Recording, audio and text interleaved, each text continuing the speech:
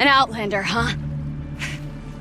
Well, who else would join me on this path I've taken? Which path would that be? Away from tradition. Away from the Werak. It's not so.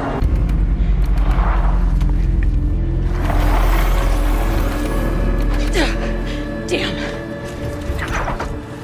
They do metal too. But my need is greater. I was told the Banuk don't accept help. Is it true?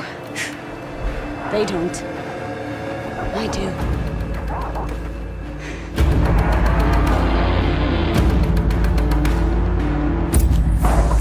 You fight well.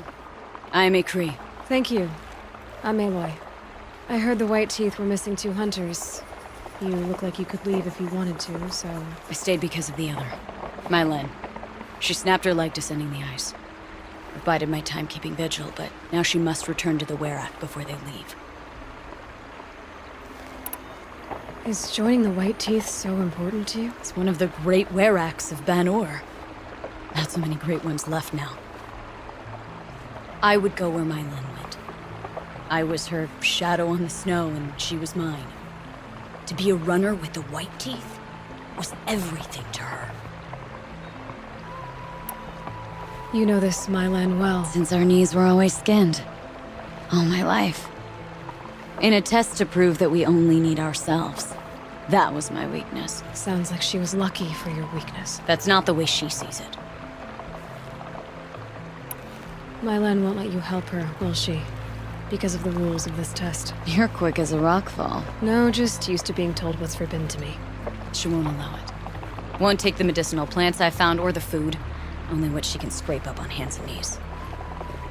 I could get close when she was delirious. But now she's learned not to let me get close.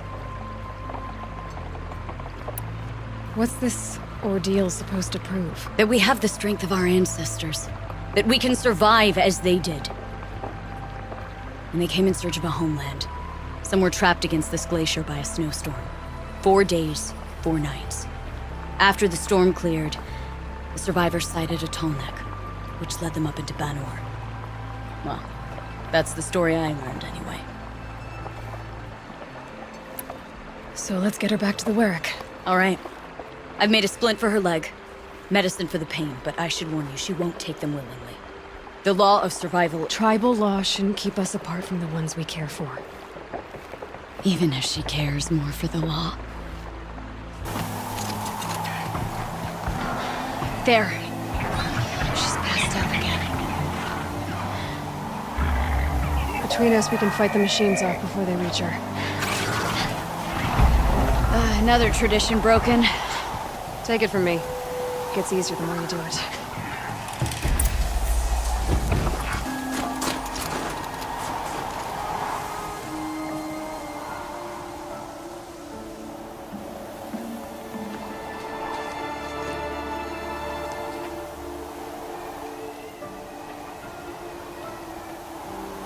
I can feel her fever even in this cold. She shouldn't have been putting weight on this leg. She is awake.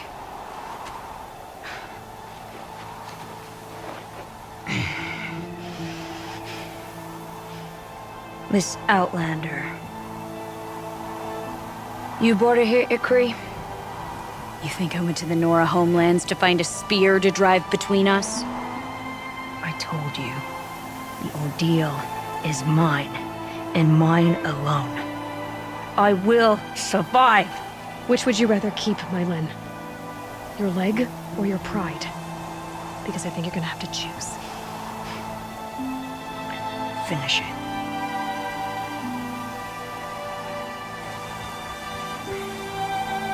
I know what you think of me. But I vowed you'd join the White Teeth. And you will. I will go back.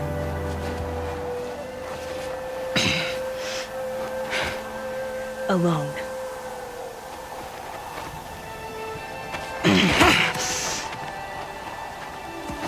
No!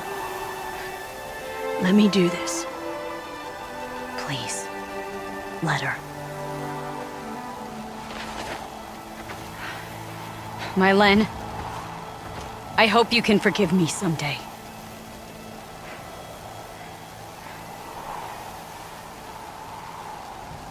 I never accepted your help. It's the Werak you should ask for forgiveness. I didn't care about the Werak.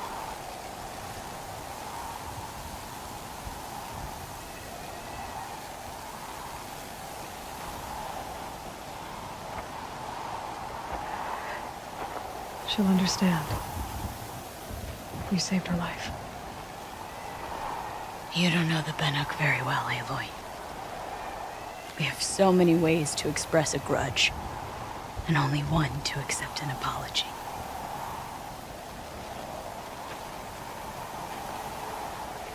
I have to go my own way. I don't belong with them, who left her to die, and I don't belong with Ikri. I'll find a crack in this glacier, and I'll shout my grief into it. And the ice can keep it forever. What should I tell them? The Werak. That I fell. And that she endured. Will you?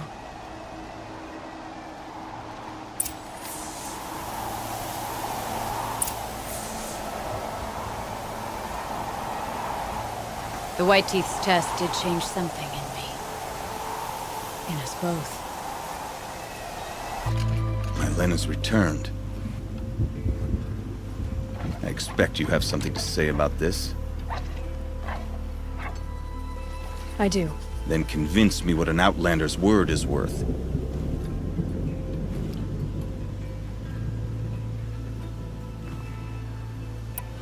I'm not up on all of the Banuk traditions, but I know what matters to you is that your laws are upheld. Going by the rules of your ordeal, she endured the 4 days and the 4 nights. She faced the extremes and survived. Seems to me that's what you wanted. Just so. Then by the law, Mylen will wear our paint. Outlander. So nothing of the other hunter? The one called Ikri? She's gone.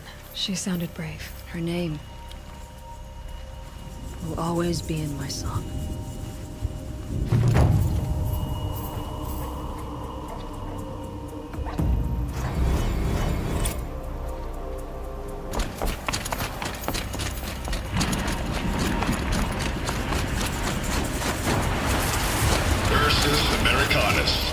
The magnificent American black bear. Brought to you by Montana Recreations. Phew, how fierce you must have been. Visitors, centers, You never and even bus felt the cold, are did you? reporting the You hadn't strategic deserved and it. operational We don't even value know of you roughly disappeared. 0 point squat. No reason we shouldn't pack the staff onto a bird and send them back to Nowheresville as soon as the gates are locked. Enjoy basic income, ding-dongs. I hate to interrupt. Oh, Yes. Hello, an outlander at the Shrine of Forgotten Beasts. Welcome. I'm Enjuk. Aloy. The Shrine of what? When the old world still breathed, a great man built a tiny totem to this beast and stored the visage inside. When the totem is placed on the pedestal, the animal is painted onto the empty air, and the beast lives again. Well, almost. There are 7 pedestals. Where are the other 6 figurines? I found this one in the wilds, remembered the indentations in the pedestals here, and saw how they matched the base of the totem. But as you say, it's one of 7, isn't it? The great Montana Recreations must have made more, but time has scattered them. So these totems... the images they show are of animals that no longer exist. They're gone, like the old ones. So it seems. To think such magnificent creatures are lost to us, that we never even knew they were here. We rely as much on beasts as we do on machines. For food, for warmth, but do we study them with the same fervor? I do. For example, I have this theory about foxes. Why do foxes have red fur? Think about what they eat. Meat? Raw meat. Bloody meat. See? Natural causation. Logical connections. It only makes sense. You've thought a lot more about foxes than I have. You said a great man made these figurines? Indeed. A student of the natural world. Like me. But surpassing my abilities 1,000 times over. The great Montana recreations. Perhaps the finest natural scholar the old world ever produced. His voice claims responsibility for the totems, the vessels for the knowledge he accumulated. I share his desire to understand the beasts, to catalog their behaviors and preserve their images. I like to flatter myself that I'm an apprentice of sorts, carrying on his work. Someday, perhaps, if I am persistent, I can earn his name. Enjuk Recreations. What do you think of these, Enjuk?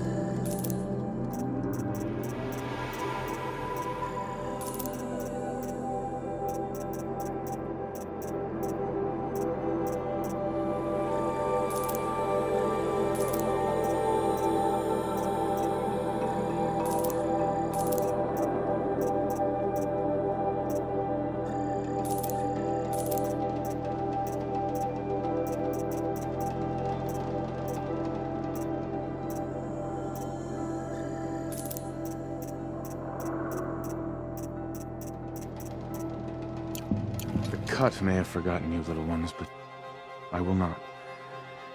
And now that you've returned to your pedestals, I can show others. I should get going. Of course, of course. I've taken up so much of your time already. But I don't suppose you could keep an eye out for more figurines? If I run across any, I'll bring them your way. Americanus, the magnificent American black bear. Brought to you by Montana Recreations. How would you like to find yourself cornered by that thing? I suspect I'd like it very much indeed. What a beautiful beast you were!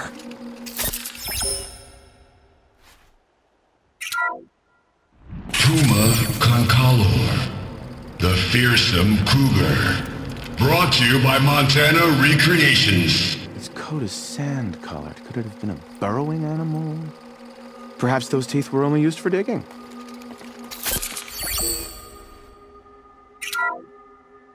Ursus Arctos, the menacing grizzly bear. Brought to you by Montana Recreations. Those claws look like they could rip someone in half. Perhaps in its youth, but you heard Montana Recreations. He said it's grizzled, old. Its hunting days are behind it.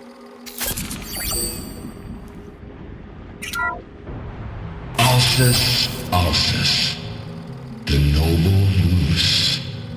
Brought to you by Montana Recreations. The horns grow like trees. Of course, this moose used those bizarre growths to blend in with its forest home.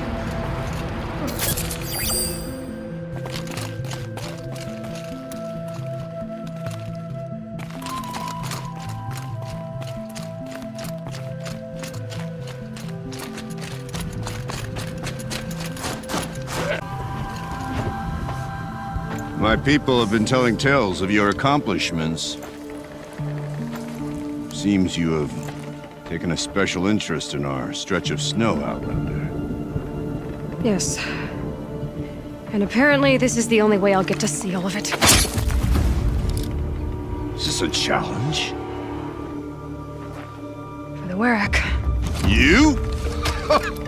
This must be a joke. It is not a joke, Aratak!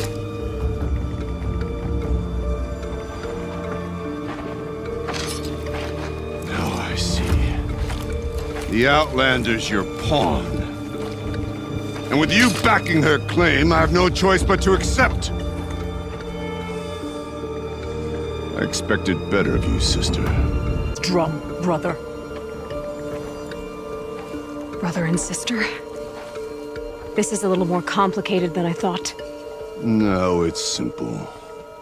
You will meet me at the Frost Figures, and I'll put a quick end to this mockery.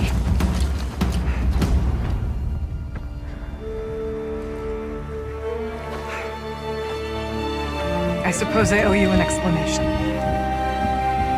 Yeah. I suppose you do.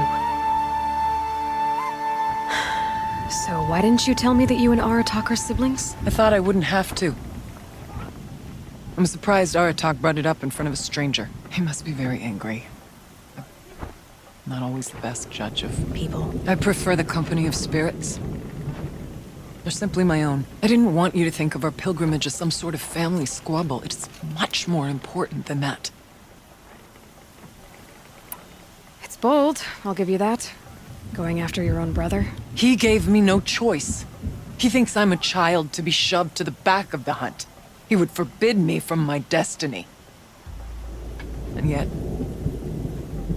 part of me did it knowing he would forgive me, eventually. He always does. Family drama aside, what's this challenge meant to be anyway? You and Aratak will hunt machines at the Frost Figures. The victor will be the fastest. It won't be easy. Nothing about this has been so far. When you meet us at the starting point, I'll tell you more. It will be simpler to explain from the base of the hills. Araya, it's not about who's related to who. I want to know what's inside Thunder's drum. The spirit, the daemon, and how it all connects to the machines. But if we're gonna go through with this, I need you to be straight with me. I underestimated you. And Aratak. I won't make that mistake again. See you at the Frost Figures then.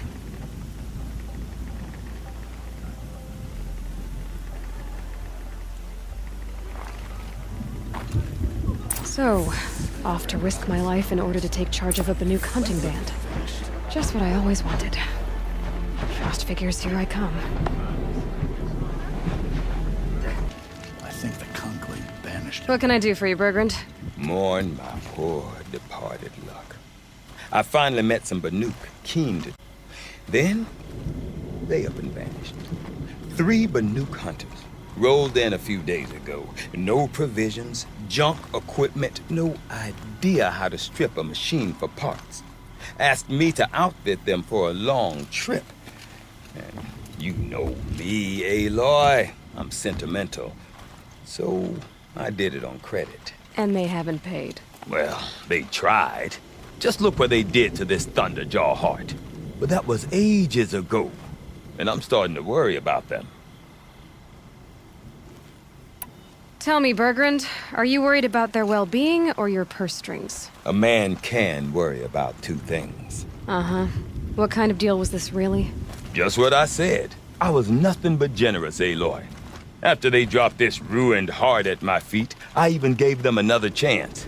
Sent them to fetch a few other parts I need. But you haven't seen them since. Hide nor hair. What do you mean they couldn't harvest parts? Not uncommon with Banuk. That's shaman's work, you see. The hunters take down the machines. The shamans slice them up. No shaman with these three. Just two youngsters sniping at each other. And that big fella standing there smiling. So if the Banuk don't usually hunt without a shaman, what's the story with these three? They weren't telling. But hammer to steel is not a happy story, whatever it is. You said they asked you to outfit them for a trip. A trip to where? But I heard them chattering about the Sundom when they thought I wasn't listening. So they're leaving Banuk territory. Sensible behavior. Still, I get the sense this wasn't a sightseeing trip. They're running from something. I'm not a debt collector, Bergrand. If I look for them, it'll be to make sure they're all right. Of course, of course. Fires of the Forge, forgive me. I actually like these idiots. The molten steel of youth and all that. But if you do manage to find them, you could remind them of the deal we made. A scorcher claw, a loop of sinew from a stalker, and a snap maw fang. If they bring me those parts, their debt's paid. And then some. Just make sure they don't bust them up too badly. I'll consider it. Last I saw them, they were heading northeast. Good machine hunting up that way. If you decide they're worth the trouble, you might look for them there. A good fire, tent. That's all I need.